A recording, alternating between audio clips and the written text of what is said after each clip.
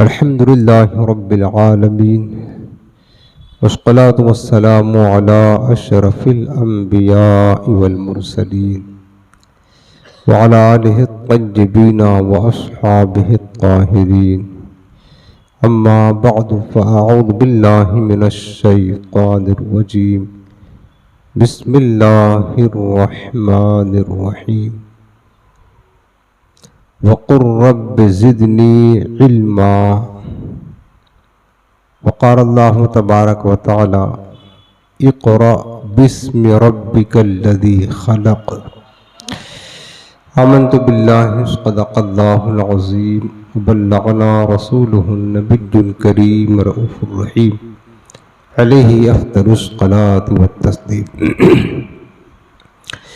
اللهم رب اشرح لي صدري ويسر لي أمري واحلل عقدة من لساني يفقه قولي رسول رحمت مالک جنت شفیع امت سراپا جود و سخاوت باعث خیر و برکت صلی اللہ تعالی علیہ وآلہ وسلم ارشاد فرماتے ہیں صلو علیہ فإن صلاتکم تبلغنی حیث کنتم تم جہاں کہیں رہو مجھ پر درود پاک پڑھو بے شک تمہارا درود میری بارگاہ تک پہنچتا ہے۔ سبحان اللہ۔ آج یہ مل کر انتہائی محبت و عقیدت کے ساتھ گنبد خضرا کا پرنور تصور ذہن میں بسا کر آنکھوں کو بند کر کے سروں کو جھکا کر انتہائی ادب اور تعظیم کے ساتھ اپنے پیارے آقا مدینے والے مصطفیٰ علیہ التحیۃ و ثنا کی بارگاہ میں درود و سلام کا نذران محبت پیش کریں۔ الصلاۃ والسلام علیک یا رسول اللہ وعلی آلک و اصحابک یا حبیب اللہ الصلاۃ والسلام علیک یا نبی اللہ وعلی آلک و اصحابک یا نور اللہ نویت سنت الاعتکاف۔ حاضرین محترم، ہفتہ واری آج کی اس مبارک محفل میں اصلاحی بیان کا جو عنوان ہے وہ ہے علم دین کی ضرورت کیوں ہے، علم دین ضروری کیوں ہے سیکھنا۔ آج ہم معاشرے میں دیکھتے ہیں کہ لوگ دنیاوی علوم کی طرف بہت زیادہ رجحان رکھتے ہیں اور زندگی کا ایک بہت بڑا حصہ اپنے وقت کا دنیاوی علوم سیکھنے میں گزار دیتے ہیں اور اس کے پیچھے بے شمار مال و دولت بھی خرچ کرتے ہیں، تب جا کر انہیں دنیا کی ترقیاں ملتی ہیں۔ حالانکہ یہ جو زندگی کا ایک بہت بڑا حصہ دنیاوی علوم سیکھنے میں لگایا جاتا ہے، دنیا کی تو ترقیاں اس سے مل جائیں گی، دنیا میں منصب بھی مل جائے گا، مال بھی مل جائے گا، لیکن یہ بتاؤ جیسے ہی آنکھ بند ہوگی اور موت کا فرشتہ آئے گا اور روح قبض کر کے لے کر جائے گا اور قبر میں جب ہم پہنچیں گے تو دنیا کی جو ڈگریاں ہم نے جمع کی ہیں محنت سے پیسہ لگا کر دن و رات کی مشقتیں برداشت کر کے ان میں سے کون سی ڈگری ہمارے قبر میں ہمارے ساتھ جائے گی؟ سب کو پتہ ہے، سب کو پتہ ہے۔ اتنا محنت کرنے کے باوجود بھی دنیا کے علم کا ایک ذرہ بھی آپ کو قبر میں جانے کے بعد آپ کو نفع نہیں دے گا۔ جب تک زندگی ہی نفع دے رہا ہے، مرنے کے بعد تک نفع نہیں دے گا، ساتھ چھوڑ دے گا۔ لیکن ہم بات کرتے ہیں علم دین کی۔ جب تک آپ دنیا میں رہیں گے اس علم کی برکت سے اللہ آپ کی عزت کو بلند کرتا رہے گا. اور آپ مریں گے نا، مریں گے تو یہ دین کا علم آپ کے ساتھ آپ کی قبر و حشر آخرت تک آپ کا ساتھ دے گا، کبھی بھی آپ کو تنہا نہیں چھوڑے گا. اور یہ علم آخرت میں نجات کا ذریعہ بھی بنتا ہے، علم دین. اس لیے میرے عزیزوں، علم دین سے محبت کرے. اصل ہمارا سرمایہ جو ہے، اصل جو ہمارا خزانہ وہ دین کا علم ہے. دنیا کا علم سیکھیں، ضرور سیکھیں اور خوب سیکھیں، لیکن یہ سمجھ لینا کہ یہ عارضی ہے. اصل جو ہمیں کام آنے والا ہے نا، وہ ہے دین کا علم، وہ شریعت کا علم ہے، وہ سنت کا علم ہے. اصل ہمارا خزانہ یہ ہے. تو اس طرف بھی ہمیں بہت زیادہ رجحان کرنے کی ضرورت ہے. اللہ رب العالمین نے قرآن عظیم کی سورۃ طٰہٰ آیت نمبر 114 اللہ پاک فرماتا ہے وَقُلْ رَبِّ زِدْنِی عِلْمًا. اللہ پاک نے اپنے حبیب سے فرمایا کہ میرے حبیب اور تم میری بارگاہ میں یوں عرض کرو. یعنی اللہ نے اپنے حبیب کو دعا مانگنے کا اپنی بارگاہ میں طریقہ بتایا. وَقُلْ، اے میرے حبیب تم میری بارگاہ میں یوں عرض کرو ربی زدنی علما، اے اللہ تم میرے علم کو بڑھا دے، میرے علم کو زیادہ کر دے. اللہ تعالیٰ کس سے دعا کروا رہا ہے؟ اپنے حبیب سے دعا کروا رہا ہے. اس ذات سے اللہ تعالیٰ فرماتا ہے محبوب علم کی زیادتی کی دعا کرو میری بارگاہ میں، جس کو رب نے عالم ما کان و ما یکون بنا دیا ہے. اس ذات سے جو مصطفیٰ غیب کی خبروں کا علم رکھتے ہیں، اس ذات سے جنہوں نے کچھ نہیں چھوڑا، جب سے کائنات کی ابتدا ہوئی اس وقت سے لے کر کے جنتی جنت میں داخل ہو گئے، اس پیریڈ میں جو کچھ ہوا، جو ہونے والا ہے، سب کچھ خبر رکھتے ہیں. اتنا علم کا خزانہ، اتنا علم کا سمندر، پھر بھی رب العالمین کیا فرماتا محبوب اور زیادہ میری بارگاہ میں یہ طلب کرو کہ میرے رب مجھے اور علم عطا فرما، اور علم عطا فرما. تو اب آپ بتائیں، تفسیر قرطبی میں انجام لحکام القرآن، اس میں اس آیت کریمہ کی تفسیر میں لکھا ہے کہ اگر علم دین سے بہتر، افضل اور برتر کوئی چیز ہوتی اور تو اللہ تعالیٰ اپنے حبیب کو وہی حکم دیتا میرے حبیب اس چیز کی زیادتی طلب کرو. لیکن اللہ تعالیٰ نے اپنے حبیب کو یہ نہیں فرمایا کہ تم عبادت کی زیادتی طلب کرو، نہ، فرمایا کہ علم کی اضافے کی دعا کرو میری بارگاہ میں. تو پتہ یہ چلا کہ اللہ کے نزدیک علم وہ شے ہے جو سب سے افضل ہے، برتر ہے، اعلیٰ ہے اور سب سے بہتر ہے. کیونکہ بندہ اگر عبادت بھی کرے گا اور وہ اس کے پاس علم نہ ہوگا تو اس کی عبادت رب کی بارگاہ میں کوئی حیثیت نہیں رکھتی ہے، عبادت نہیں ہوگی، وہ نہ قابل قبول عبادت ہوگی. اس لیے علم کی جو فضیلت ہے حدیث پاک میں ہے وہ عبادت کی فضیلت سے بڑھ کر ہے. اب وہ ہمارے پیارے آقا علیہ السلام نے علم دین سیکھنے پر امت کو بہت زور دیا ہے اور بہت زیادہ تاکید فرمائی ہے. میرے آقا نے حکم دیا ہے، یہاں تک کہ اتنی تاکید فرمائی کہ مشہور حدیث پاک ہے، مصطفیٰ کریم علیہ السلام فرماتے ہیں طلب العلم فریضۃ علی کل مسلم و مسلمہ. میرے مصطفیٰ نے فرض قرار دیا کہ علم کا سیکھنا ہر مسلمان، مرد ہو چاہے عورت ہو، اس پر سیکھنا فرض ہے. اتنی تاکید کیا کہ جس طریقے سے نماز پڑھنا فرض ہے نا، مالک نصاب ہو تو زکوٰۃ دینا فرض ہے، میرے آقا فرماتے ہیں کہ علم سیکھنا بھی اسی طریقے سے فرض ہے. یہ حضور السلام نے علم دین کو فرض قرار دیا. اور لیکن اب وہ کون سا علم ہے جو فرض قرار دیا گیا ہے؟ اگر بندہ اس کو نہیں سیکھتا ہے تو گناہ گار ہوتا ہے. نماز فرض ہے اور کوئی نماز نہیں پڑھے گا تو گناہ گار ہوگا، آخرت میں سزا کا حقدار بنے گا.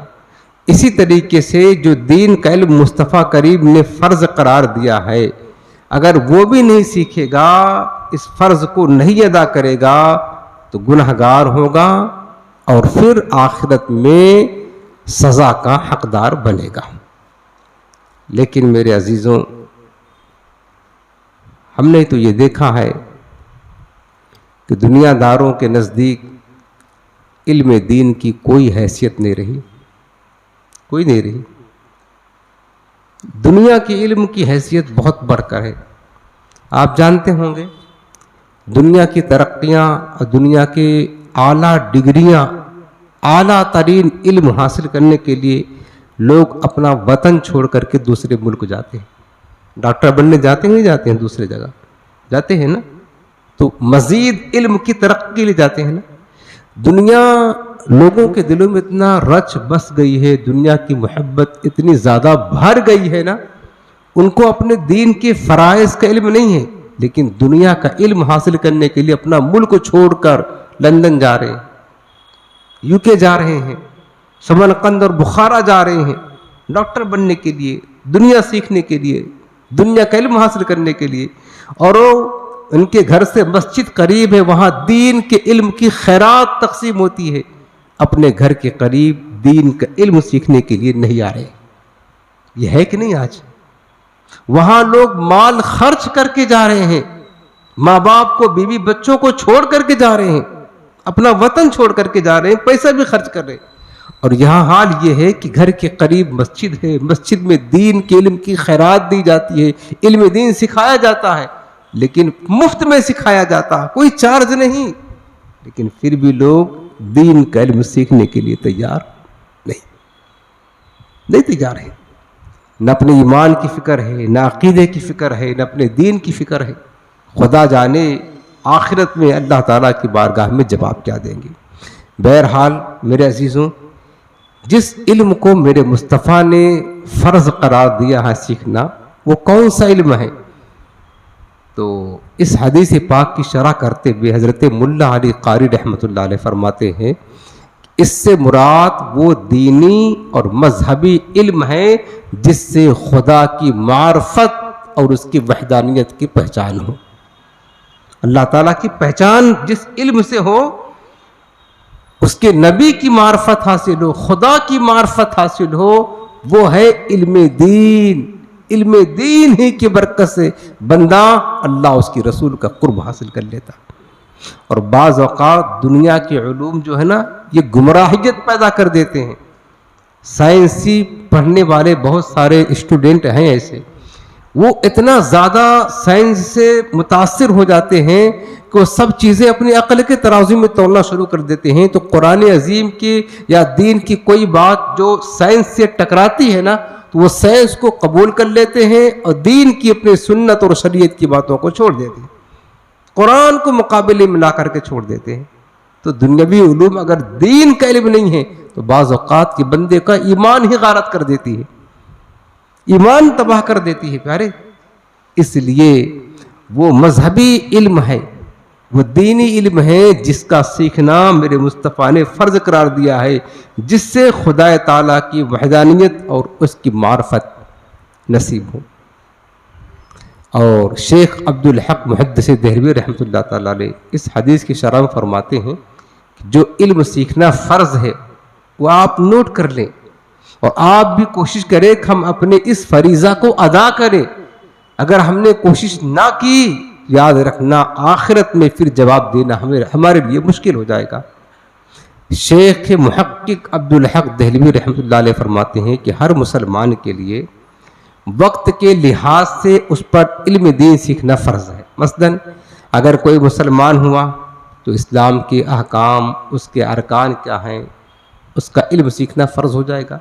اسی طرح کوئی شخص بالغ ہوا، نماز فرض ہوئی تو نماز کے حکام، نماز کے فرائض و شرائط، جس سے نماز درست ہوتی ہے، کن چیزوں سے نماز ٹوٹ جاتی ہے، اس کا علم سیکھنا فرض ہو جائے گا۔ مالک نصاب ہوا، زکوٰۃ کا دن آ گیا، زکوٰۃ دینا ہے، تو اب جو ہے نا تو زکوٰۃ کے حکام سیکھنا فرض ہو گیا۔ رمضان کا مہینہ آیا تو روزوں کے مسائل سیکھنا فرض ہو گیا۔ حج کہ اگر اس کو سعادت مل رہی ہے، حج کے لائق ہوا تو حج کے مسائل سیکھنا فرض. اسی طرح تجارت کرتا ہے تو کاروبار کے مسائل بھی سیکھنا فرض ہیں، کہیں ایسا نہ ہو کہ ہماری روزی حرام ہو جائے.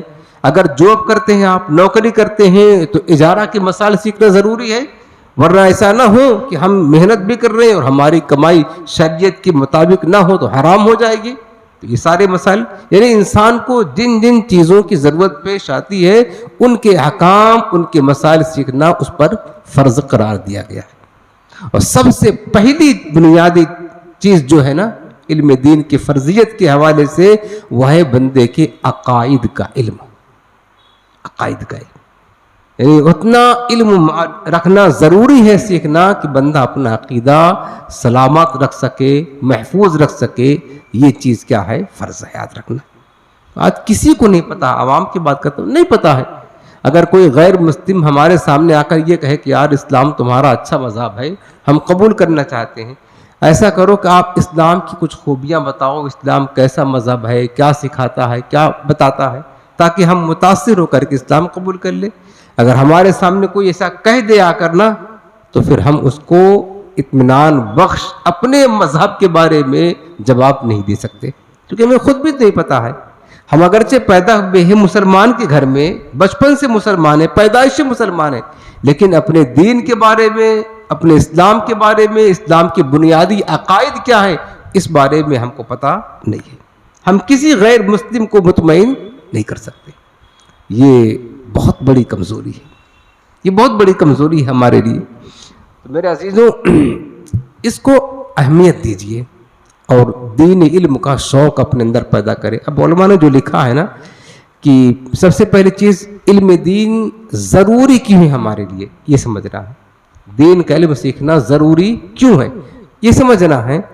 تو علماء نے لکھا ہے کہ علم کی ضرورت اس لیے ہے کہ دیکھو اللہ تعالیٰ نے ہم کو اپنی عبادت کے لیے پیدا کیا ہے.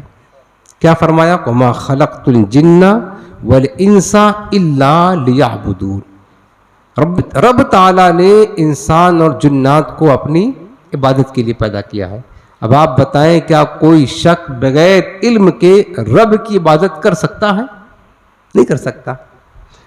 ہماری زندگی کا مقصد خدا کی عبادت ہے.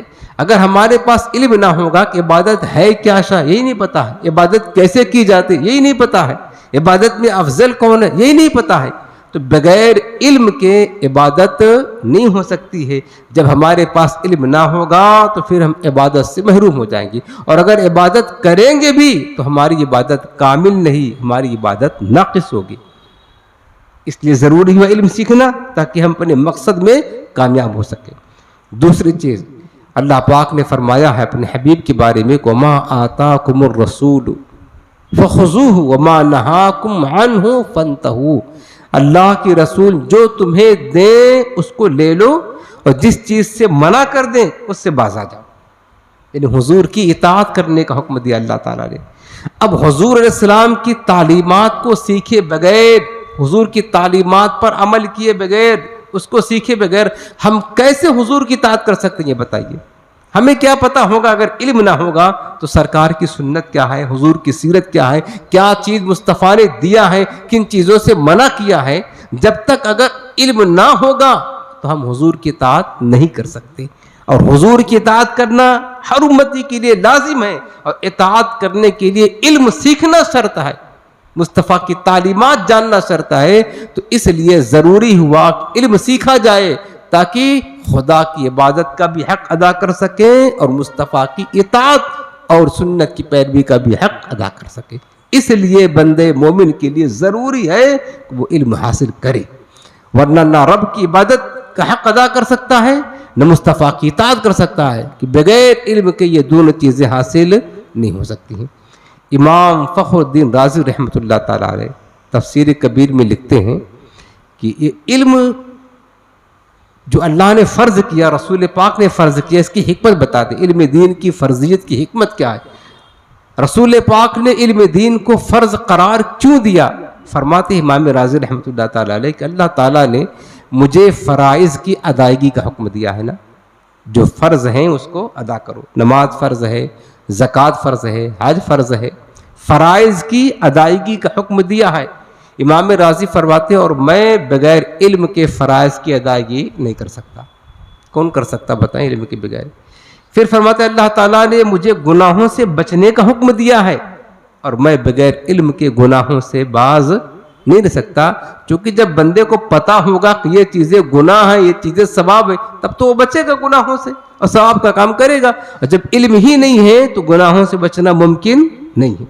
فرماتے ہیں کہ اللہ تعالیٰ نے مجھے حکم دیا ہے کہ میں اس کی نعمتوں کا شکریہ ادا کروں، اس کی نعمتوں کا شکریہ، اور میں بغیر علم کے یہ نہیں کر سکتا، کیونکہ جب ہمیں پتہ ہی نہیں ہوگا کہ شکر کیسے ادا کیا جاتا، اس کی نعمتیں کیا کیا ہیں، جب اس بات کا ہمیں علم نہ ہوگا تو بغیر علم کے اس کی نعمتوں کا شکریہ ادا نہیں کیا جا سکتا. پھر فرماتے ہیں کہ رب العالمین نے حکم دیا ہے کہ بلاؤں پر مصیبتوں پر صبر کروں، اور بغیر علم کے یہ ممکن نہیں ہے. پھر اللہ تعالیٰ نے ہمیں حکم دیا کہ مخلوق کے ساتھ انصاف کروں، مخلوق کے ساتھ انصاف کروں، اور بغیر علم کے یہ ممکن نہیں ہے. پھر اللہ تعالیٰ نے ہر بندے کے ذمے پر دو حقوق رکھے ہیں، ایک حقوق اللہ اور دوسرا حقوق العباد، اور ان دونوں کی ادائیگی بغیر علم کے ممکن نہیں ہے. یعنی بندہ ہر معاملے میں رب کی عبادت کرنا چاہتا ہے تو مخلوق کے حقوق ادا کرنا چاہتا ہو، تو خالق کے حقوق ادا کرنا چاہتا ہو، تو ہر معاملے میں بندہ علم کا محتاج ہے. علم کا کیا ہے؟ محتاج ہے. بغیر علم کے وہ کہیں بھی نہیں، کچھ بھی نہیں کر سکتا، نہ کہیں جا سکتا. ہر معاملے میں اپنے زندگی کے مقصد کو ادا کرنے کے لیے اور رسول پاک کی اطاعت کرنے کے لیے، خدا کی بندگی کرنے کے لیے، ہر معاملے میں بندہ علم کا محتاج ہے. لہٰذا میرے عزیزوں، اپنے اندر یہ شوق پیدا کریں کہ کاش ہمیں بھی علم کا کچھ حصہ مل جاتا، کچھ خیرات مل جاتی. اب دیکھو حضور نبی رحمت صلی اللہ علیہ وسلم نے حصول علم کی تاکید کتنی فرمائی. حدیث پاک ہے، میرے آقا کریم علیہ السلام ارشاد فرماتے ہیں اطلبوا العلم ولو بالصین. سرکار فرماتے ہیں کہ علم حاصل کرو اگرچہ اس کے لیے تمہیں چین تک جانا پڑے. یعنی چین مدینہ سے بہت دور ہے، دوسرا ملک ہے. مصطفیٰ نے ایک مثال دے کر بتایا کہ اگرچہ تمہیں علم دین کی راہ میں دشوار گزار گھاٹیوں کا سامنا کرنا پڑے، مشقتیں جھیلنی پڑے، تکلیفیں اٹھانی پڑے، دور دراز کا سفر کرنا پڑے، اپنا وطن چھوڑنا پڑے، لیکن پھر بھی دور دراز میں اگر علم ملتا ہو تو وہاں جا کر کے علم سیکھو، لیکن علم سیکھو ضرور. حضور نے یہ فرمایا علم کو طلب ضرور کرنا ہے تمہیں، ولو بالصین، اگرچہ تمہیں اس کے لیے چین جانا پڑے. میرے پیارے، اس جملے میں کتنی گہرائی ہے، کتنی تاکید میرے مصطفیٰ نے فرمایا کہ علم ہر حال میں تمہیں سیکھنا ہی سیکھنا ہے. اگرچہ تمہارے لیے مشقتیں آئیں، تکلیفیں آئیں، برداشت کرنا ہے، کیونکہ حضور کو پتا ہے کہ بندہ بغیر علم کے نہ اپنا ایمان بچا سکتا ہے، نہ اپنا دین بچا سکتا ہے، نہ رب کی عبادت کا حق ادا کر سکتا ہے، نہ مصطفیٰ کی اطاعت کر سکتا ہے. علم ہوگا تو سارے حقوق ادا ہوں گے. میرے آقا نے یہ تاکید فرمائی کہ علم حاصل کرو، علم طلب کرو، اگرچہ تمہیں کہاں جانا پڑے؟ چین جانا پڑے. اور یہ کس علم کی بات کی؟ جس سے اللہ کی معرفت نصیب ہو، جس سے مصطفیٰ کی نبوت کی پہچان ہمیں معلوم ہو. ہم اس حدیث پر عمل تو کرتے ہیں، علم سیکھنے تو جاتے ہیں، لیکن علم سیکھنے جاتے ہیں تو علم دین نہیں، علم دنیا سیکھنے کے لیے لوگ دور دراز سفر کرتے ہیں. علم دنیا سیکھنے کے لیے لوگ اپنے ملک کو چھوڑ کر دور دراز ممالک جاتے ہیں. عالم بننے کے لیے نہیں، ڈاکٹر بننے کے لیے جاتے ہیں، سائنسدان بننے کے لیے جاتے ہیں. قرآن کا علم حاصل کرنے کے لیے اپنے وطن کو نہیں چھوڑتے لوگ. جبکہ ہمیں قرآن و سنت کا علم حاصل کرنے کے لیے آقا نے حکم دیا کہ تم اپنے وطن کو چھوڑ کر چین جاؤ اگر علم وہاں ملتا ہو. تو ہم نے کیا کیا؟ ہم نے سمجھا کہ دنیا کا علم ہے تو قرآن و سنت کا علم تو ہمارے گھر کے قریب ہی میں بڑھتا ہے، ہم اس کو لینے کے لیے تیار نہیں ہیں. تو دنیا کا علم حاصل کرنے کے لیے اپنے وطن کو چھوڑ کر دور دراز مشقت و بھرا سفر اختیار کر کے دنیا کے علم وہاں سے ہم حاصل کرتے ہیں اور دوسرے ملک جا کر کے سیکھتے ہیں. یہ علم دین کے بارے میں ہے. اب صحابہ کرام کا جذبہ دیکھیں. صحابہ کرام اس حدیث پاک کی روشنی میں حضرت جابر بن عبداللہ رضی اللہ تعالیٰ عنہ صحابی رسول ہیں. حضور السلام کی وصال ظاہری کی بات ہے کہ ان کو ایک حدیث پاک یاد تھی, سرکار سے انہوں نے سنا تھا, تو لیکن اس میں کچھ کنفیوژن تھا انہیں کہ حضور نے ایسے فرمایا ہے یا ایسے فرمایا ہے. انہیں پتہ چلا کہ مصر میں حضرت عقبہ بن عامر انصاری رضی اللہ تعالیٰ عنہ اس حدیث کو جانتے ہیں, ان کے پاس صحیح معلوم ہوگی حضور نے فرمایا کیا. ان کو یہ صرف پتہ چل گیا کہ مصر میں اس حدیث کو جاننے والے ہیں, ہم جا کر کنفرم کر کے وہاں سے آئیں گے. حضرت جابر رضی اللہ تعالیٰ عنہ صرف ایک حدیث کو صحیح علم تصدیق کروانے کے لیے, کنفرم کرنے کے لیے سواری پر سوار ہوئے. مدینہ منورہ سے اس دور کا سفر, مدینہ منورہ سے سیدھے مصر گئے, ایک حدیث کے خاطر مصر گئے اور حضرت عقبہ بن عامر سے ملے اور اس حدیث پاک کو سنا, کنفرم کیا اور واپس سواری پر سوار ہو کر کے مدینہ پاک تشریف لے آئے. بتائیں پیارے کتنا جذبہ تھا ایک علم کی ایک بات جاننے کے لیے. اس دور کا سفر, کہاں مدینہ, کہاں مصر, کہاں پیدل سفر, کہاں جانوروں پر سفر, کئی دن فاقے سے گزر جائے, اتنا مشقت و بڑا سفر, لیکن یہ محبت تھی علم کی. مشکاۃ شریف کی حدیث پاک ہے, حضرت قیس بن کثیر کہتے ہیں کہ کنت جالسا مع ابی الدرداء فی مسجد دمشق فجاءه رجل فقال یا ابا الدرداء انی جئتک من مدینۃ الرسول لحدیث وما جئت لحاجۃ. حضرت کثیر بن قیس کہتے ہیں کہ میں ملک شام کی راجدھانی دمشق کی جامع مسجد میں حضرت ابو درداء صحابی رسول کے ساتھ بیٹھا ہوا تھا. تو ایک شخص آیا, کہتے ہیں کہ ایک شخص آیا حضرت ابو درداء کے پاس اور آ کر کہتا ہے ابو درداء میں مدینہ رسول سے آ رہا ہوں, میں رسول پاک کے شہر سے دمشق یعنی سیریا یہاں آیا ہوں, اور آیا کس لیے ہوں, لحدیث, صرف آپ سے ایک حدیث سننے کے لیے آیا ہوں, ایک حدیث کا علم لینے کے لیے مدینہ سے انہوں نے ملک شام کا سفر کیا. وما جئت لحاجۃ, یہاں کوئی کاروبار کرنے کے لیے نہیں آیا ہوں, تجارت کرنے کے لیے, کسی سے ملاقات کرنے کے لیے نہیں, کسی کام کے لیے نہیں, صرف مصطفیٰ علیہ السلام کی حدیث پاک کا ایک علم لینے کے لیے آیا. انہوں نے وہ علم سیکھا. بتاؤ کتنا جذبہ تھا. اس کے بعد صحابہ کے بعد جو تابعین کا دور آتا ہے, محدثین کا, مجتہدین کا, آپ دیکھ لیں خود ہمارے امام اعظم ابو حنیفہ رحمۃ اللہ تعالیٰ علیہ کتنے بڑے عالم تھے, کتنے بڑے عالم تھے. آپ کے 4000 اساتذہ ہیں, 4000. آپ رہتے تھے کوفہ میں, لیکن حضور کی حدیث سننے کے لیے پتہ چل جاتا کسی دوسرے ملک میں فلاں بندہ حضور کی حدیث کو روایت کرتا ہے, امام اعظم وہاں کا سفر کرتے. متعدد بار کوفہ میں رہتے ہوئے بار کبھی مدینہ منورہ گئے حدیث کا علم لینے کے لیے, کبھی مدینہ منورہ گئے, کبھی کیا کہتے ہیں مکہ المکرمہ تشریف لے گئے, کبھی بصرہ گئے, کبھی شام گئے. امام اعظم ابو حنیفہ صرف حضور کا علم حاصل کرنے کے لیے, حضور کی حدیث کا علم حاصل کرنے کے لیے ساری زندگی لگا دی. ایک حدیث کا علم لینے کے لیے دور دراز کا سفر امام اعظم کرتے رہے. اور خود جن کی 11ویں ہم بڑے شوق سے کھاتے ہیں, وہ 11ویں والے پیر روشن ضمیر محبوب سبحانی, سبحان اللہ. میرے مرشد کا نام آتا ہے تو دل یقیناً باغ ہو جاتا ہے. میرے غوث پاک سرکار پیدائشی ولی ہیں, پیدائشی, معلوم ہے نا سب کو, امام الاولیاء, سلطان الاولیاء. لیکن طالب علم کا شوق دے کے 18 سال کی عین جوانی کی حالت میں جیلان سے نکلے, گھر میں ماں تنہا, اور تھوڑا بہت خرچ دیا اور جیلان سے نکل کر کے بغداد گئے. بغداد میں کتنی مشقتوں سے سرکار غوث پاک نے علم حاصل کیا, کئی دنوں تک فاقہ پہ فاقہ کرتے رہے, لیکن علم حاصل کرتے رہے. علم حاصل کرنے کے لیے میرے غوث پاک پیدائشی ولی ہیں, لیکن علم کی تحصیل کے لیے ماں کو بھی جدا کر دیا, وطن بھی چھوڑ دیا, سب چھوڑ دیا.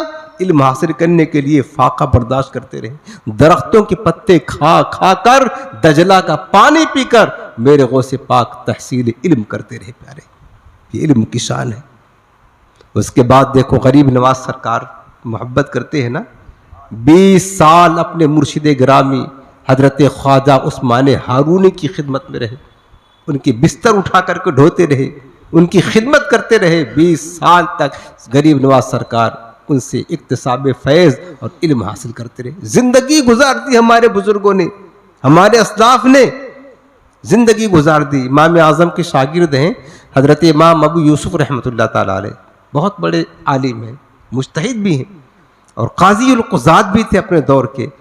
امام ابو یوسف کو تحصیل علم کا جذبہ، شوق اتنا زیادہ تھا کہ آپ اکثر امام اعظم کی جب مجلس علم لگتی تھی، حلقہ درس سے امام اعظم کا، ان کی مجلس میں جا کر کے بیٹھا کرتے تھے۔ امام اعظم جو علم کی خیرات دیتے اس کو نوٹ کر لیا کرتے تھے۔ تو ایک بار ایسا ہوا کہ ان کا ایک جوان بیٹا، نوجوان بیٹا 15 یا 16 سال کی عمر تھی حضرت امام ابو یوسف کا، وہ فوت ہو گیا۔ اب اسی دن امام ابو یوسف کو امام اعظم کی مجلس میں جانا تھا، درس کے حلقے، ان کو بیان سننے جانا تھا، یوں سمجھ لیں اپنے زبان میں ان کا بیان سننے جانا تھا۔ تو اب پریشان تھے، کیا کروں؟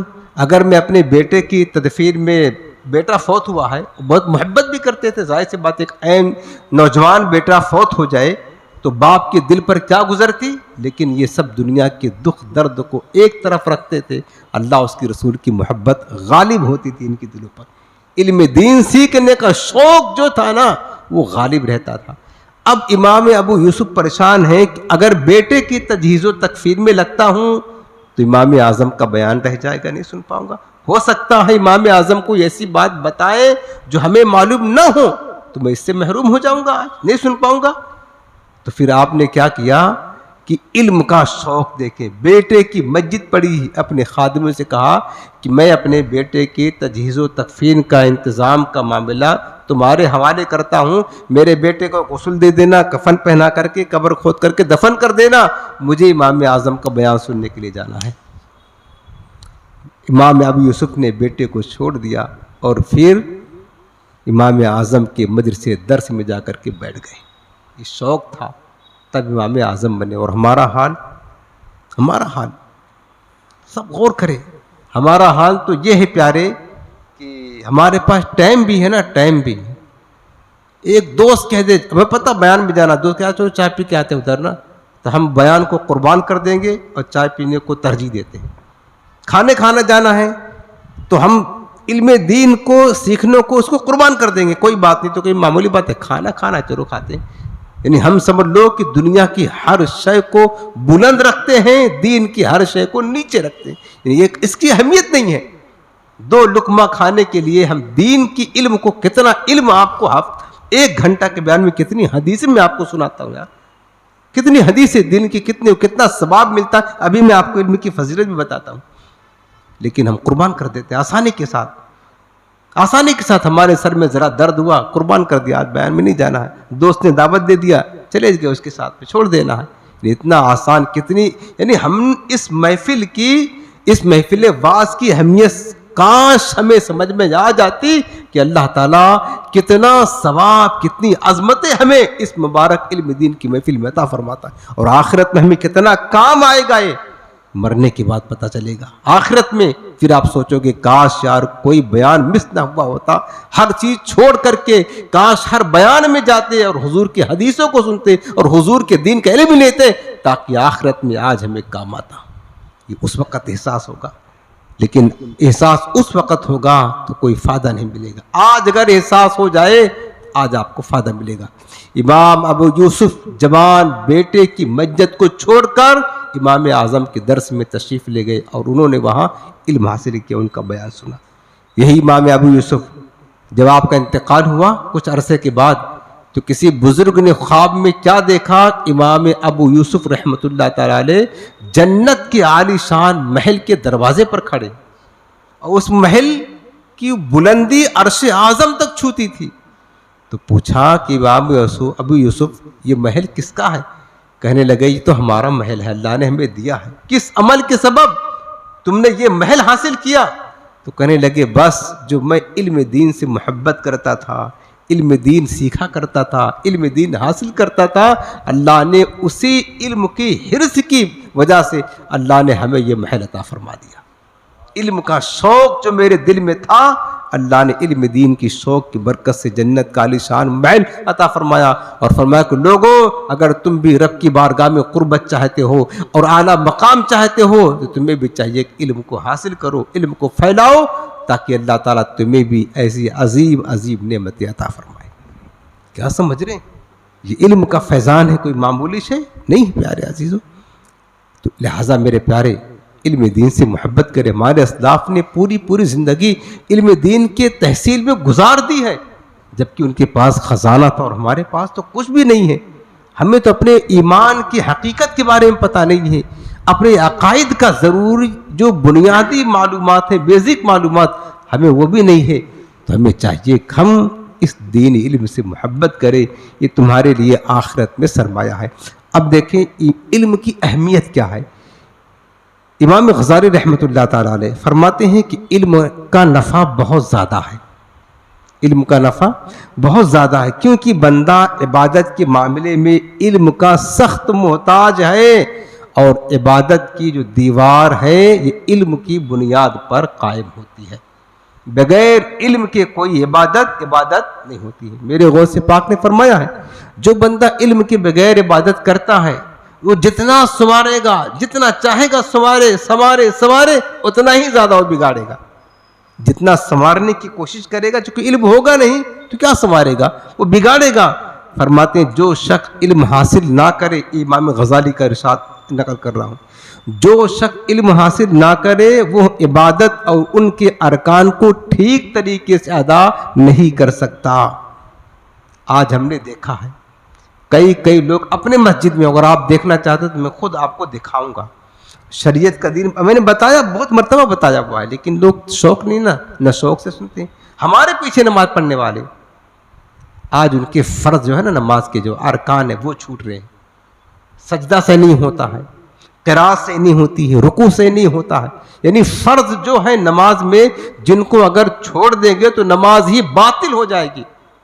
وہ چھوڑ کر 40 سال سے نماز پڑھ رہے ہیں، ایسے پڑھتے ہیں 40 سال سے، وہ سمجھتے ہیں ہم تو نمازی ہیں، لیکن جب آنکھ کھلے گی آخرت میں دیکھیں گے سارا نامہ اعمال ہمارا خالی، تب احساس ہوگا کاش اگر علم حاصل کر کے عبادت کیا ہوتا آج ہمارا نامہ اعمال بھرا ہوتا۔ یہ تو خوش فہمی میں ہے، ہم تو نماز پڑھتے ہیں، جبکہ علم نہ سیکھنے کی وجہ سے نمازیں باطل ہو رہی ہیں، نمازیں منہ پر ماری جا رہی ہیں، انہیں پتہ نہیں ہے۔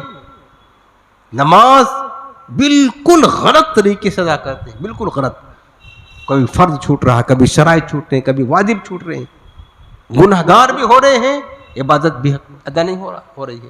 یہ علم نہ سیکھنے کی نحوست ہے۔ امام غزالی فرماتے ہیں کہ بغیر علم کے جو شخص عبادت کرے تو وہ ارکان عبادت کو ٹھیک طریقے سے ادا نہیں کر سکتا بالفرض۔ امام غزالی کا قول اپنے ذہن میں نقش کر لے، اگر کوئی آسمانوں کے فرشتوں کے برابر ان کی جتنی عبادت کر لے اور اس کے پاس علم نہیں ہے تو بھی وہ خسارے اور نقصان میں ہے۔ یعنی اتنی عبادت کرنے کے باوجود بھی جتنے فرشتے عبادت کرتے ہیں نا، اتنی عبادت کوئی کر لے، علم نہیں ہے تو وہ نقصان اور خسارے میں ہیں۔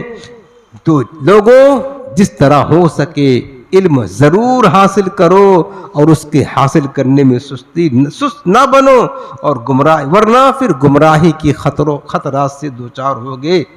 اکثر ایسا دیکھنے میں بھی آتا ہے کہ دینی علم نہ ہونے کی وجہ سے بہت سارے عبادت گزار جو کفریات تک بک دیتے ہیں۔ یہ ہمارے ساتھ خود معاملہ پیش آ چکا ہے۔ ایک ضعیف کو جانتا ہوں، عبادت تو کرتا تھا لیکن ایسے کفریات اپنے زبان سے بعض اوقات نکال دیتا ہے کہ پھر اس کا ایمان ہی غلط ہو جاتا ہے۔ کیا کام کی عبادت؟ یہ جہالت، علم نہ ہونا۔ کسی نے حضرت عبداللہ بن مبارک رضی اللہ عنہ سے پوچھا کہ حضور من الناس، آدمی کون ہے؟ حضرت عبداللہ بن مبارک سے پوچھا کہ آدمی کون ہے، آدمی کہلانے کا حقدار کون ہے؟ تو حضرت عبداللہ بن مبارک فرماتے ہیں کہ صرف علماء ہی جن کے پاس علم ہے وہی آدمی کہلانے کے حقدار ہے بس۔ امام غزالی فرماتے ہیں کہ حضرت عبداللہ بن مبارک نے تو جو عالم نہ ہو اس کو تو انہوں نے آدمی ہی شمار نہیں کیا، اس لیے کہ انسان اور جانور میں فرق کرنے والی چیز وہ علم ہے۔ جانوروں کے پاس علم نہیں ہوتا ہے، انسان کے پاس علم ہوتا ہے۔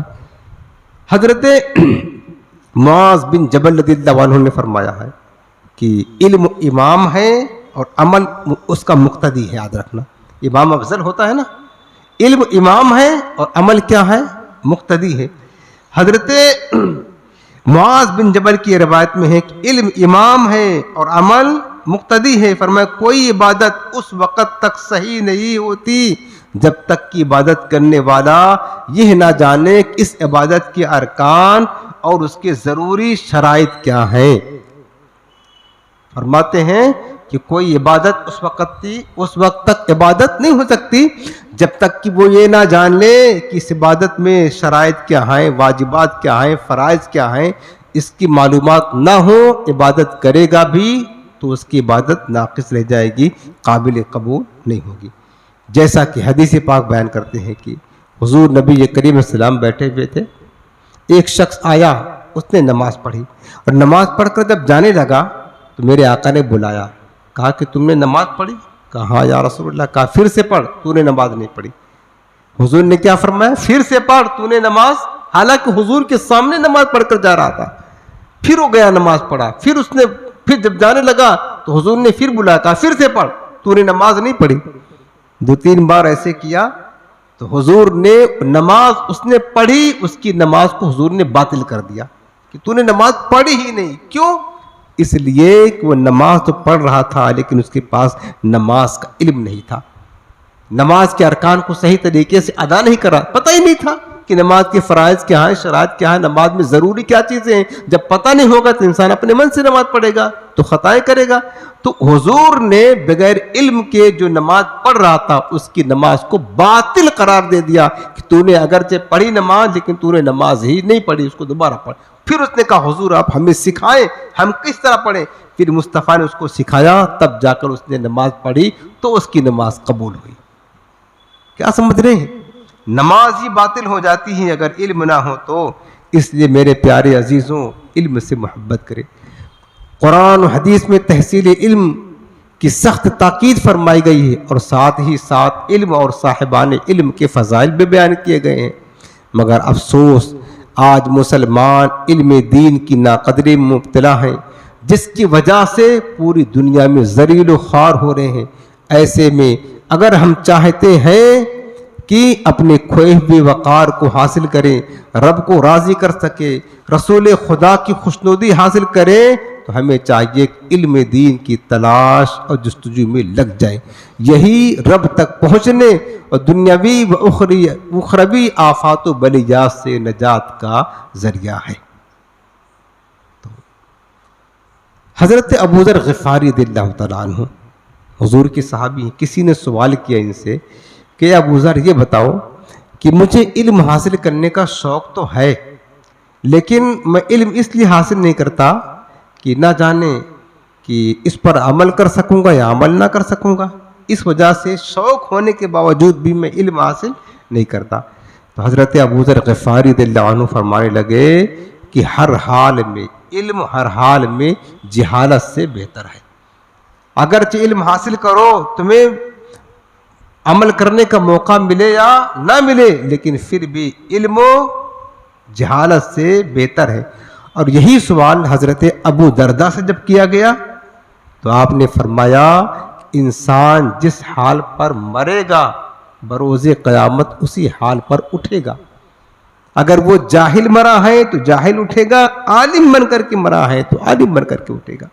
اور یہی سوال جب حضرت ابو ہریرہ رضی اللہ عنہ سے کیا گیا کہ حضور علم کا شوق تو بہت ہے لیکن سیکھتا اس لیے نہیں کہ عمل کر سکوں یا نہیں, تو حضرت سیدنا ابو ہریرہ رضی اللہ عنہ نے فرمایا کہ سنو کہ آدمی کے لیے علم سے بے پرواہ ہونے سے زیادہ کوئی چیز نقصان دہ نہیں ہے.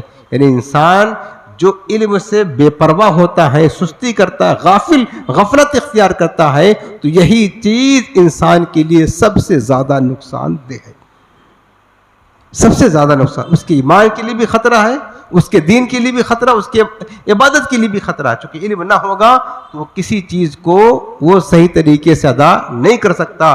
بلکہ حدیث پاک فرمایا میرے آقا نے فقیح واحد علی الشیطان من الف عابد, ایک فقیہ، ایک عالم شیطان پر 1000 عابد سے بھاری ہے، اور فرمایا کہ ہر عمارت کا ایک ستون ہوتا ہے اور دین کا ستون علم ہے۔ حضرت مولا علی رضی اللہ تعالیٰ عنہ فرماتے ہیں 7 وجوہات کی وجہ سے علم دین مال سے افضل ہے۔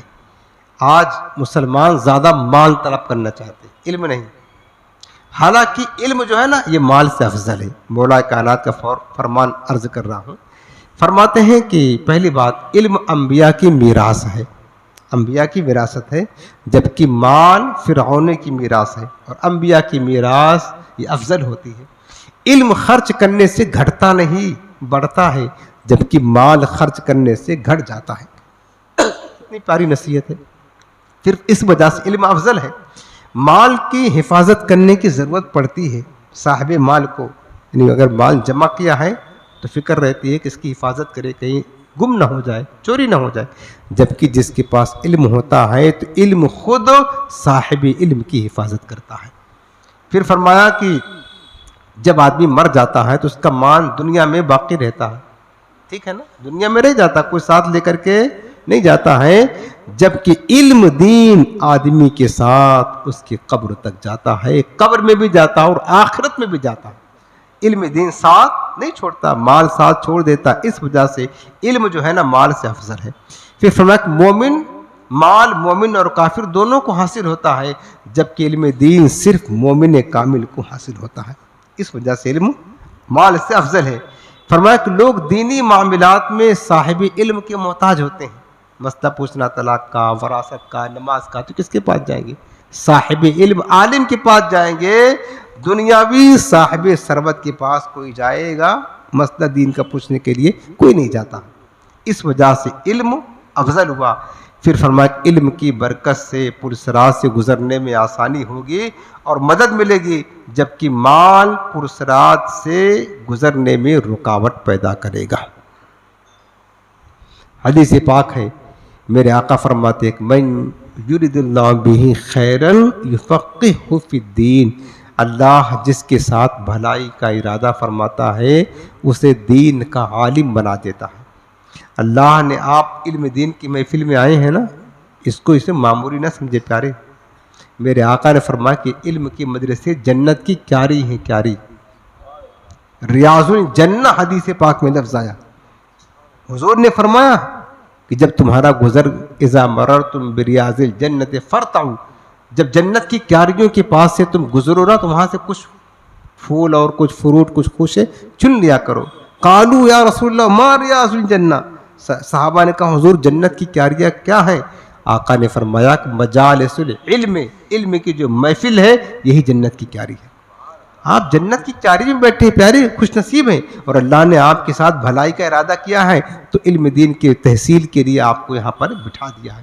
اور یہ بھی یاد رکھنا، فرماتے ہیں کہ مومن مرنے کے بعد مومن کو اس کے جن اعمال اور نیکیوں کا فائدہ پہنچتا ہے ان میں سے ایک علم بھی ہے۔ مرنے کے بعد نماز کا فائدہ، قرآن کا فائدہ، ذکر و اذکار کا فائدہ ملتا ہے نا۔ فرمایا میرے آقا نے اس میں ایک علم بھی ہے جسے اس نے حاصل کیا اور لوگوں کو پھیلایا۔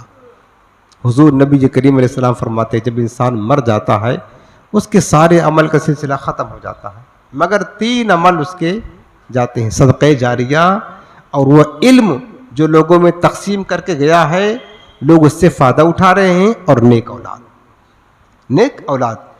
اس لیے میرے عزیزوں علم کے حصول کے لیے کوشش کریں۔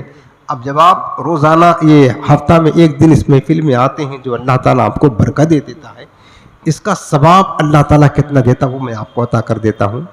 آپ اس کو غور کے ساتھ سنیں، اپنے ذہن میں رکھے رہیں گے تو انشاءاللہ آپ کے اندر شوق پیدا ہوگا۔ سب سے پہلی چیز حدیث پاک سنا رہا ہوں، امام غزالی رحمۃ اللہ تعالیٰ علیہ لکھتے ہیں کہ حضور نبی کریم السلام فرماتے ہیں کہ جو آدمی علم کا کچھ حصہ اس لیے سیکھے تاکہ اس کو لوگوں کو سکھائے، جیسے ہم نے سیکھا نا، ہم نے کتاب کا مطالعہ کیا، ڈائری میں نوٹ کیا، کس کے لیے؟ تاکہ بدھوار کو آپ کو سکھائیں گے، ٹھیک ہے نا۔ علم کا کچھ حصہ سیکھا اور اس کو سکھایا تاکہ لوگوں کو سکھائے، تو تو اس کو 70 نبیوں کا ثواب دیا جائے گا. 70 انبیاء کرام کا ثواب اس کو دیا جائے گا جو علم سیکھے اور دوسروں کو سکھائے. آپ بھی جو بیٹھے ہیں نا, آپ علم سیکھنے کے لیے آئے ہیں نا, تو آپ سیکھیں اس نیت کے ساتھ. انشاءاللہ جو باتیں ہم کو صحیح طریقے سے یاد رہے گی ہم دوسروں تک پھیلائیں گے, سکھائیں گے. یہ فضیلت, یہ شرف اللہ آپ کو بھی عطا فرمائے گا. دوسری حدیث پاک سنیں, میرے آقا فرماتے ہیں کہ جو اپنے گھر سے علم کا کچھ حصہ حاصل کرنے کے ارادے سے نکلا, جیسے آپ نکل کر آئے ہیں یہاں, کیا لینے آئے ہیں؟ صرف علم لینے آئے نا, اور کوئی مقصد تو نہیں ہے دنیاوی کاروبار وغیرہ کا, نہ کسی سے ملنے کا. آپ اپنے گھر سے چل کر یہاں پر حضور کی دین کا علم لینے آئے ہیں. یہ فضیلت آپ کی دیکھیں. میرے آقا فرماتے جو اپنے گھر سے علم کا کچھ حصہ حاصل کرنے کے ارادے سے نکلا تو تاکہ اس علم کے ذریعے اپنی اصلاح کرے, یعنی علم حاصل کرے گا جا کر اپنی اصلاح کرے, یا کسی دوسرے کو اس کی تعلیم دے, تو اللہ تعالیٰ اسے ہر قدم کے بدلے 1000 سال کی عبادت کا ثواب عطا فرمائے گا. سبحان اللہ. جتنا دور سے آئے گا, جتنے زیادہ قدم اس کے بنیں گے, اللہ ہر قدم پر کتنا 1000 برس کی عبادت کا ثواب. اچھا 1000 برس کی عبادت کیسے؟ یعنی گویا کہ اس نے اس پوری مدت میں 1000 برس میں گویا کہ اس نے سارا دن روزہ رکھ کر کے اور ساری رات قیام کی حالت میں عبادت میں گزار دیا. اس طرح کا ثواب اللہ تعالیٰ ہر قدم پر اس کو عطا فرمائے گا.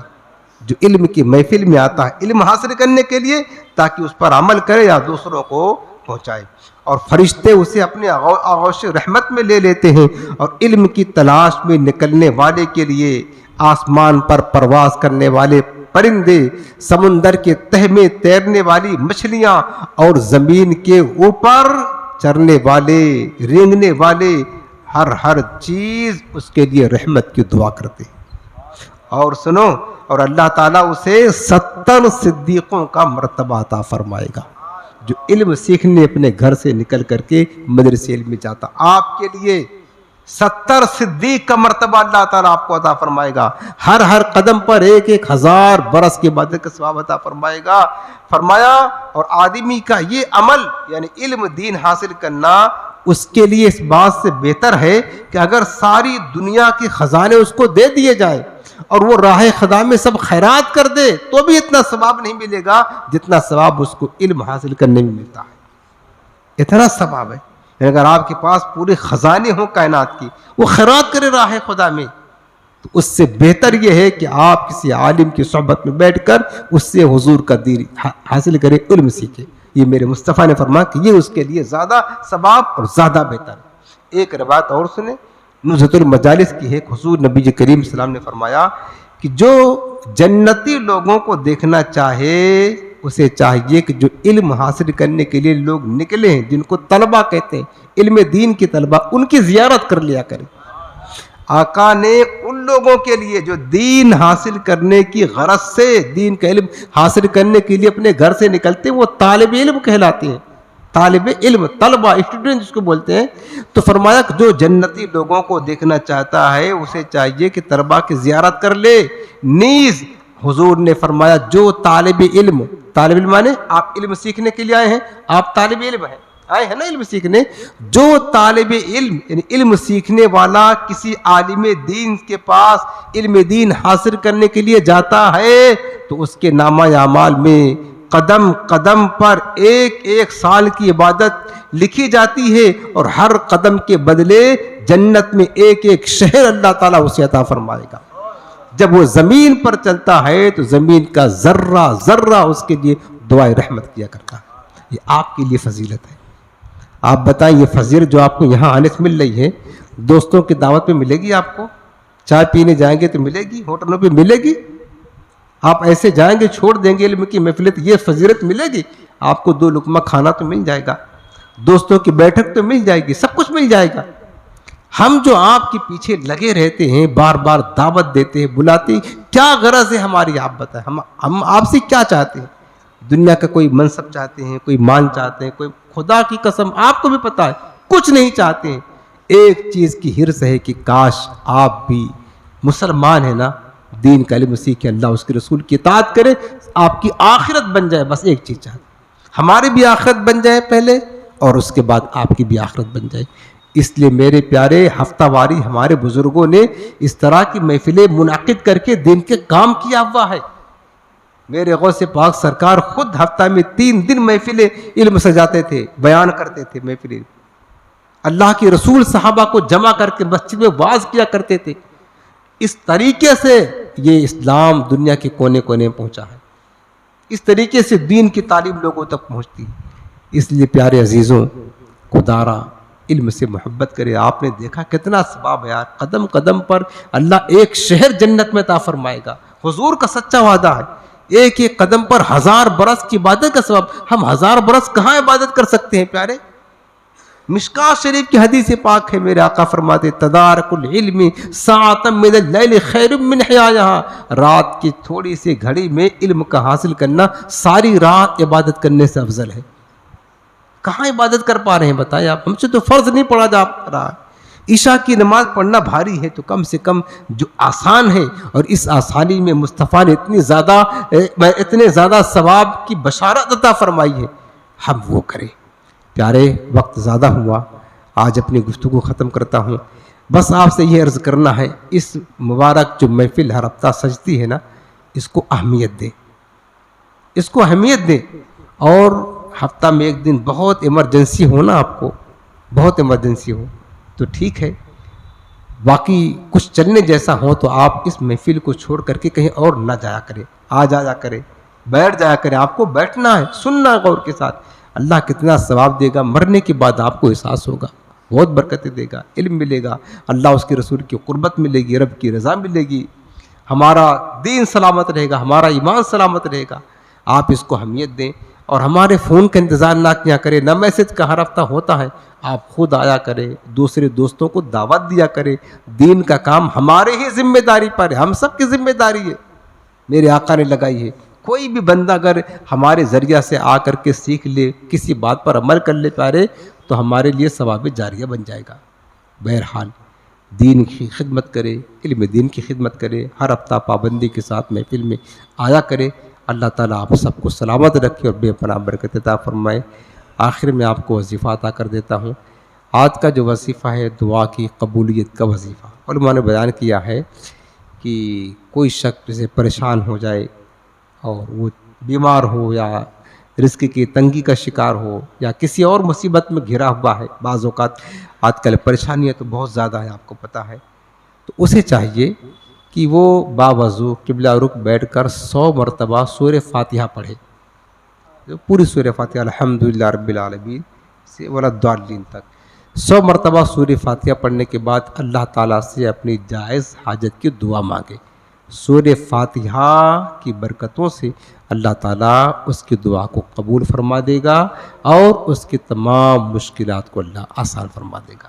تو یہ اگر زندگی میں اس طرح پیش آئے تو آپ یہ عمل جب اس طرح موقع آئے تو بیٹھ کر کے پڑھ لیجئے, دعا کر لیجئے, انشاءاللہ آپ کی مشکلیں اللہ آسان فرما دے گا. اللہ پاک ہم سب کو عمل کی توفیق عطا فرمائے.